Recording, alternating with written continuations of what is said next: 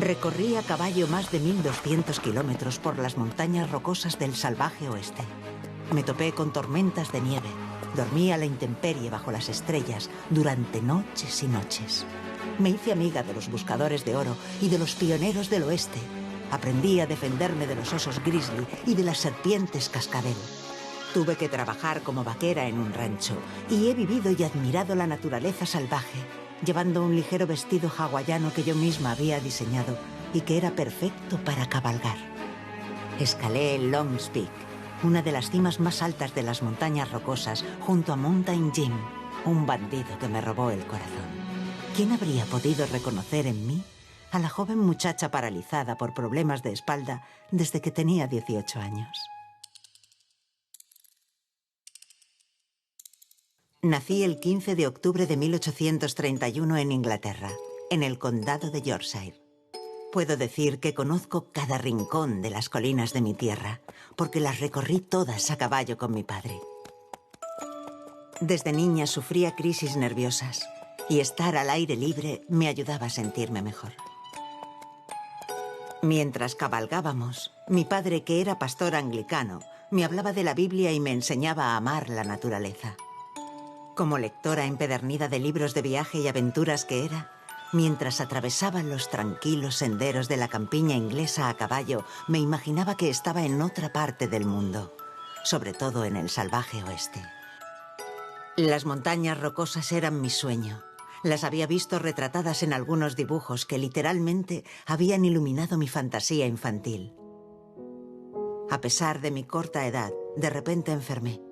Tenía fortísimos dolores de espalda, pero en el hospital no sabían qué diagnosticarme.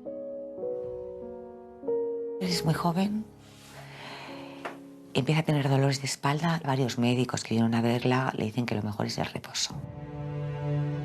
Según los médicos que me visitaron, en el mejor de los casos estaba condenada a pasar mi vida en una silla de ruedas. No me lo podía creer y desde ese momento empecé a pensar que cada día que podía vivir como una persona normal era un regalo.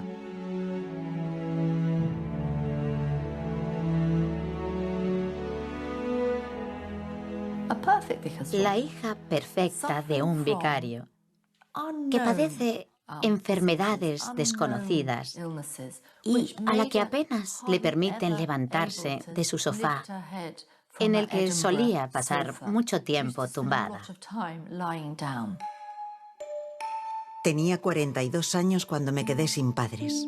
Corría el año 1872 y sorprendentemente yo seguía viva y caminaba con mis propias piernas. Los médicos se habían equivocado o quizá mi voluntad había sido más fuerte que una enfermedad misteriosa. Ahora solo sabía que no tenía ningunas ganas de enterrarme en vida junto a mi hermana Henrietta, que había decidido irse a la isla de Mull, en la costa occidental de Escocia. Nos peleamos a muerte, pero yo hice caso omiso a sus palabras. Tenía que vivir, viajar y realizar mis sueños. Tiene 42 años, ha pasado 10 años muy malos, postrada prácticamente en la cama, ha intentado viajar pero no ha podido por los dolores de espalda. Y es precisamente Henrietta la que le anima a tomarse unos calmantes y embarcarse. Me marché el 1 de enero de 1873 con el dinero de mi herencia y desembarqué 26 días después en Honolulu, la capital de las islas del verano sin fin. Si algo marca realmente un antes y un después en la vida de Isabel Aber, es su desembarco en Honolulu, en las actuales Hawái, en las Islas Sandwich de antes, ¿no? Los habitantes me llamaron la atención por sus maravillosos vestidos llenos de color, completamente diferentes a los que se llevaban en Inglaterra. Estos vestidos me parecieron comodísimos, sobre todo para cabalgar como los hombres, sin escandalizar. Así que pedí que me hicieran algunos modelos siguiendo un diseño mío, una larga casaca abotonada por encima de una falda que llegaba hasta los pies. Por debajo había diseñado un par de pantalones modelo turco, recogidos en los tobillos. Estaba feliz con mi creación, todos me admiraban. Se consideraba incorrecto que las mujeres montaran a caballo. Así que hubo un gran escándalo cuando se supo que Isabella Bird había montado a horcajadas con su femenino atuendo hawaiano. Las mujeres viajeras buscaban el confort y la libertad con su manera de vestir en el extranjero, cosa que no podían hacer en su tierra natal. En Hawái conocí a la reina Emma Kaleleonalani. Hice amistad con los indígenas locales, siempre vestidos con estampados de flores, y subí al volcán Mauna Loa. Pero todo esto no me parecía suficiente. Quería ver las montañas rocosas. Su cuerpo se fortalece, la columna se fortalece, empieza a no tener dolores por primera vez en mucho tiempo. La musculatura de todo su cuerpo resiste grandes jornadas a caballo y sobre todo se fortalece mentalmente. En septiembre de 1873 llegué a Truckee, una ciudad de Sierra Nevada, a más de 200 millas de San Francisco. Todos me miraban con extrañeza porque llevaba puesto mi colorido traje hawaiano. No me importó. La comodidad de mis vestidos compensaba todas las miradas del oeste. Poco después de llegar me hice con un caballo de un verdadero vaquero del lugar. El hombre tenía hombros anchos, llevaba un sombrero de ala grande, botas, masticaba tabaco y lo escupía. Se quedó asombrado cuando le demostré que sabía cabalgar como un hombre y sin perder más tiempo me marché hacia el lago Tahoe. Se trataba de una sencilla sociedad fronteriza e Isabella Bird quería formar parte de ella. Las montañas rocosas también suponían grandes retos físicos para alguien que había estado inválida por estar enferma. Durante el viaje tuve que pararme para acortar el estribo de la silla de montar. Detrás de mí sentí un crujido y un momento después apareció un enorme oso grizzly. El caballo se desbocó y huyó al galope mientras yo me tiré al suelo haciéndome la muerta. Funcionó. El grizzly me olfateó, pero no me debió encontrar muy interesante, porque poco después corrió en sentido contrario al que había escapado el caballo. Yo estaba tan aterrorizada que no conseguía moverme. Esquivé el peligro, pero ¿cómo podía regresar? Afortunadamente, mientras recobraba el sentido, me encontraron un par de cazadores que habían recuperado mi caballo. Volví a Truckee con ellos. Desde allí hice etapa en Cheyenne, una clásica ciudad fronteriza. Barracas en lugar de casas, muchos salones del oeste y bandidos ajusticiados que todavía colgaban de la soga. Un lugar infernal, parada obligatoria antes de Foothills, al pie de las montañas rocosas. Ha terminado la Guerra Civil en 1862 y ha arrojado todo un regimiento de buscavidas a esa zona inexplorada. Bueno, inexplorada, salvaje, donde impera la ley del revólver. Es un escenario peligroso, salvaje, inhabitado, donde hay muy poca densidad de población. Me alojé en la granja de la familia Chalmers. Me prometieron guiarme hasta Estes Park, el parque natural más bello de Colorado, el lugar al que siempre había querido ir. Me dijeron que lo conocían como la palma de la mano. Mientras esperaba para partir hacia mi anhelado destino, les ayudaba en las labores domésticas. Lavaba la ropa en un pozo, cocinaba, remendaba y limpiaba aquel horrible cuchitril que llamaban casa. La zona estaba infestada de serpientes cascabel. Una noche encontré una que había conseguido meterse en mi habitación. Estaba cerca de mi camastro y acercándose a mí, sacudía el crótalo produciendo un ruido espantoso. A mí me aterrorizaban los reptiles y no sé cómo conseguí superar el miedo.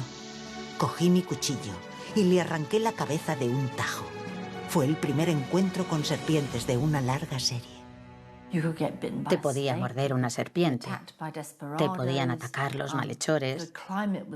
El ambiente era bastante inhóspito, así que se podía sufrir fácilmente en el frío glacial. Y todo eso sin ninguna de las comodidades modernas. Cuando por fin nos pusimos en marcha, me di cuenta enseguida de que el señor Chalmers no tenía ni idea de a dónde nos dirigíamos. Cabalgamos con 3 animales maltrechos.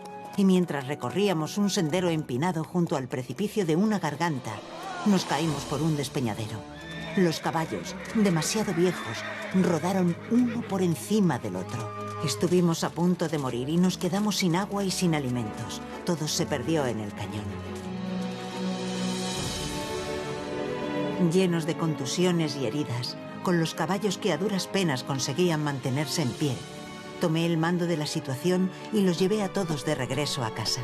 Yo, una simple mujer extranjera, nacida y crecida en Yorkshire.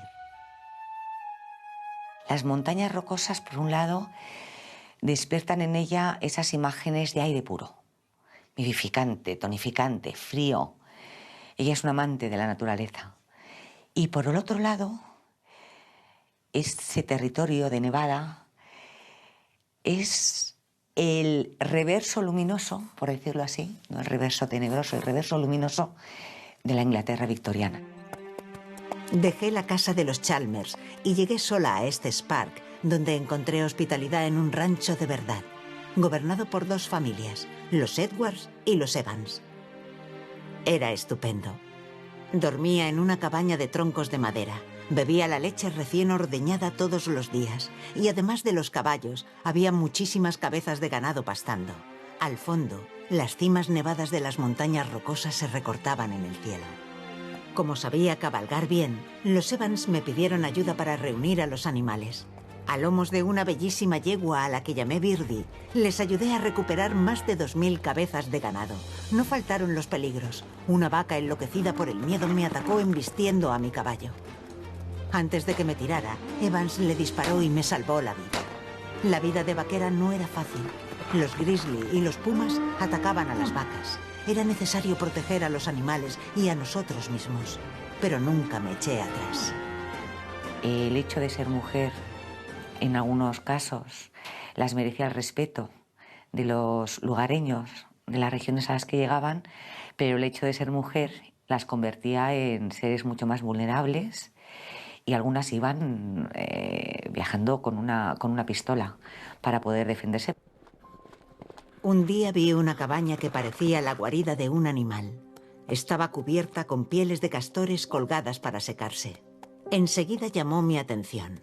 ¿Quién podía vivir allí? La respuesta llegó enseguida a lomos de un caballo. Frente a mí se presentó un hombre alto y fuerte, con largos rizos rubios que le llegaban hasta la espalda. Era guapísimo, a pesar de ir vestido con andrajos y armado hasta los dientes. Bajó del caballo y sonriendo se presentó. Mountain Jim, encantado. Luego se echó el pelo hacia atrás y vi que la mitad de su cara estaba desgarrada. Un grizzly le había sacado un ojo durante un combate. Me preguntó qué hacía una señora inglesa por aquellos lugares. Le conté mi gran deseo, escalar el Long's Peak. Él, con cierta curiosidad hacia mí y atraído por la aventura, se ofreció inmediatamente a acompañarme. Acepté sin dudarlo. Es, en cierto sentido, su alter ego, porque él simboliza el deseo de la libertad, el deseo de la aventura, el deseo de vivir sin ataduras. Isabella Bird ve en él un alma gemela. Esa misma noche, mientras remendaba mis vestidos, Evans, que en el pasado se había peleado con Mountain Jim, me dijo que era un hombre peligroso, un verdadero canalla. De joven había sido cazador de indios. Era un bandido, y cuando bebía mucho perdía el control y se volvía violento. Sus advertencias no me detuvieron. Borracho, pistolero, vil al margen de la ley.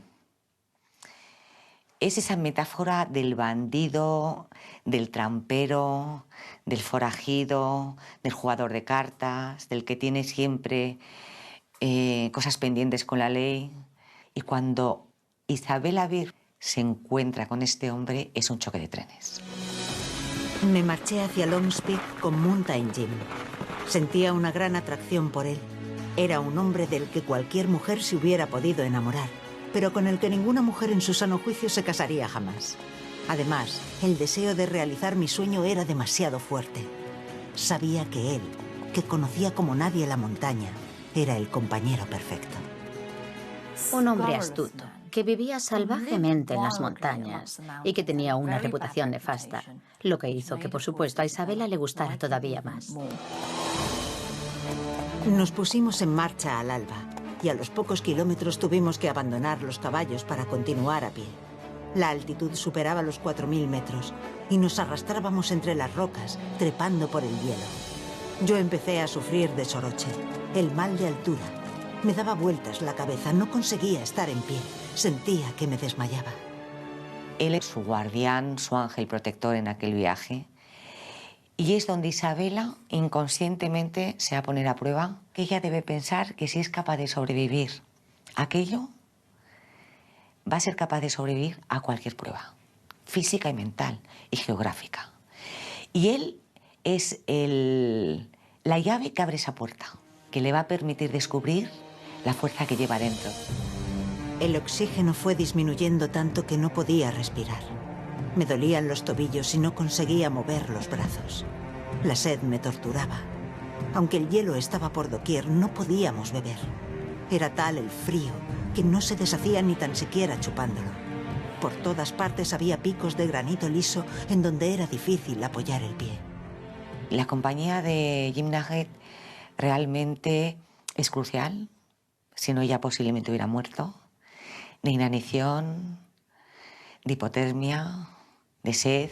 No podían ni beber. Estuve a punto de abandonar cuando Mountain Jim tomó el mando de la situación. Sabía lo importante que era para mí llegar a la cima de aquel maldito monte. No habría dejado que desistiera bajo ningún pretexto. Me ató una cuerda alrededor de la cintura y cuando yo no podía avanzar, tiraba de mí con la fuerza de sus brazos. Hice el último trecho a gatas. Exhaustos, al final conseguimos alcanzar la cima. El corazón me explotaba en el pecho. Lo que vi desde allá arriba me recompensó del cansancio, de la sed y de todos mis miedos. Entendí que la grandeza de Dios se manifestaba ante mí, como nunca antes la había visto. Es una figura de una elegancia, de una inteligencia, de una fortaleza, una fuerza vital, una capacidad para romper con lo establecido. En aquel horizonte infinito por primera vez me sentí parte de un inmenso milagro. Había realizado mi sueño. Mountain Jim me sonreía abrazándome fuerte para sostenerme. Sin él nunca lo habría conseguido. Dentro de una grieta metimos una cajita con nuestros nombres y la fecha. Ella fue tímida al respecto, pero definitivamente ellos tuvieron una relación y evidentemente era un tipo de relación totalmente inadmisible para la sociedad británica.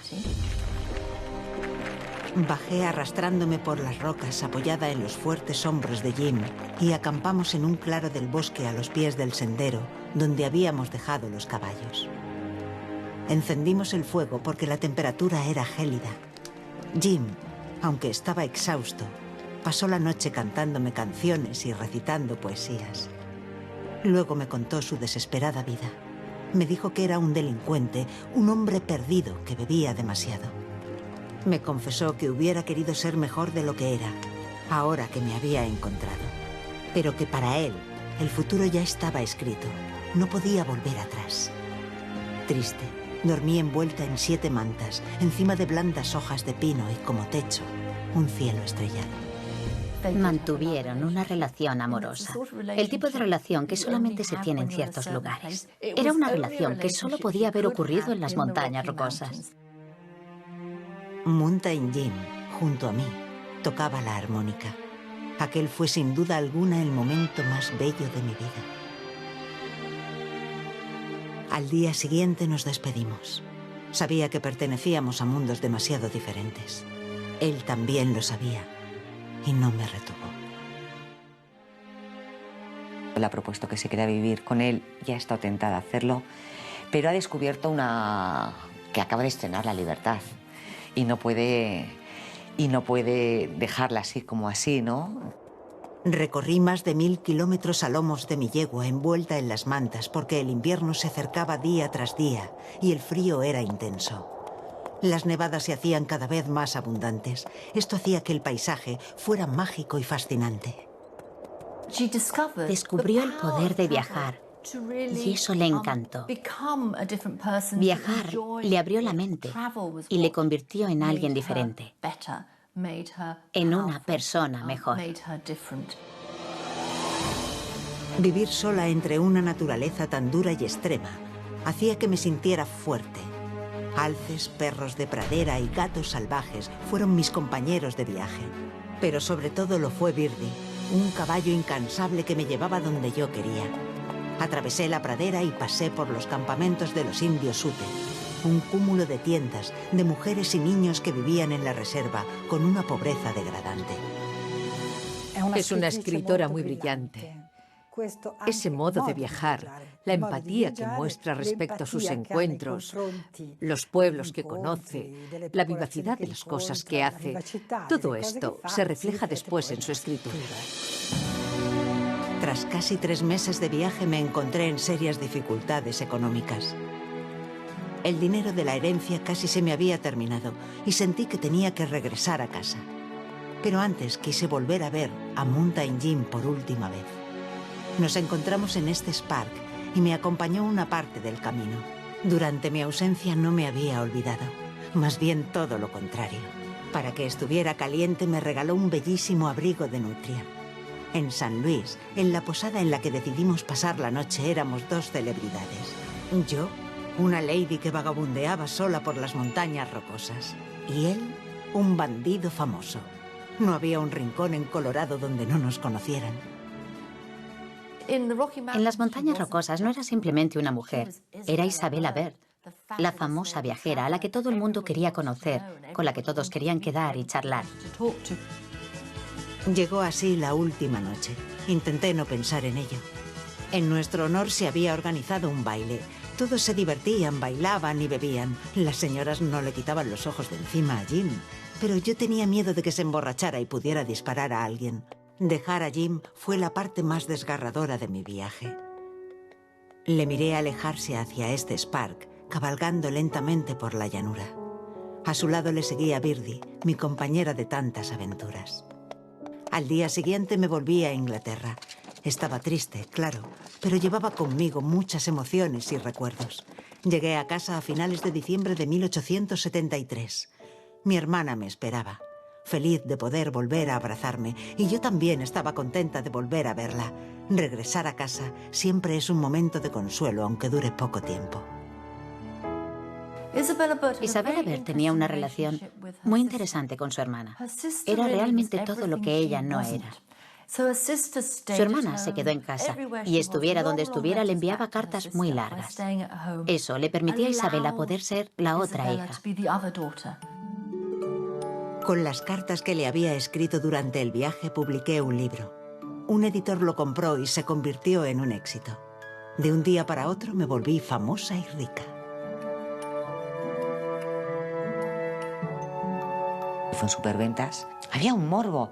El público victoriano se volcó en aquella historia porque alentaba, yo creo que esas fantasías de las mujeres, bueno, pues de encontrar ese amor salvaje que medio te secuestra, medio te conquista, te seduce. La Royal Geographical Society me acogió entre sus miembros. Fui la primera mujer en recibir este honor. Isabella Bird se convirtió en la primera mujer admitida como miembro de la Royal Geographical Society. Esto es sumamente importante.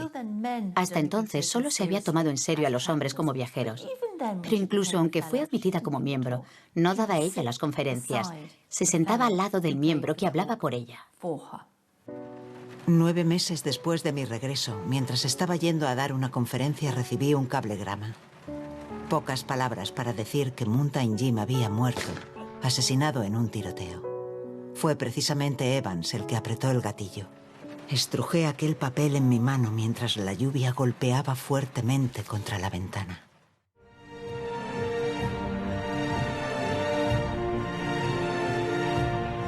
Seguí viajando por el mundo, escribiendo y publicando libros que tenían gran éxito.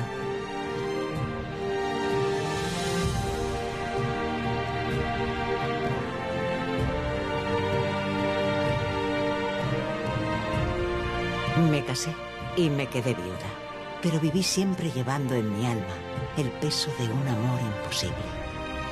El 7 de octubre de 1904, con 73 años, emprendí mi último viaje. Cerrando los ojos, esperé volver a encontrarme con aquel bandido fascinante y generoso. Una última vez, en la cima de una montaña nevada.